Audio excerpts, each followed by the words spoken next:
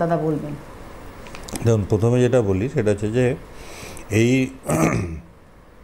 যখনই কোনো season change হয় তখনই কী হয়, আমাদের একটা মাইক্রোবিয়াল গ্রোথ বলুন বা ফাঙ্গাল গ্রোথ বলুন, এটা একটা হয়। এবং সেটা আমাদের ম্যাক্সিমাম ক্ষেত্রে যখনই ভেতরের টেম্পারেচার আর বাইরের টেম্পারেচার যখন না হয় তখনই কিন্তু আমাদের এই সর্দি কাশি এগুলো হয়।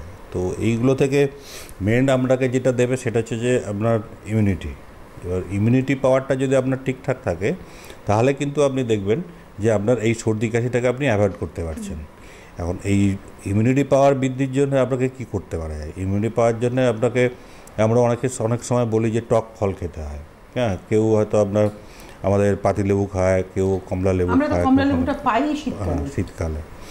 কিন্তু একটা জিনিস হচ্ছে সেটা হচ্ছে আমলকিটা মনে হয় শীতকালেই কিন্তু আমলকিটা এটাও শীতকালেই সবথেকে বেশি হচ্ছে আমলকিটা শীতকালেই।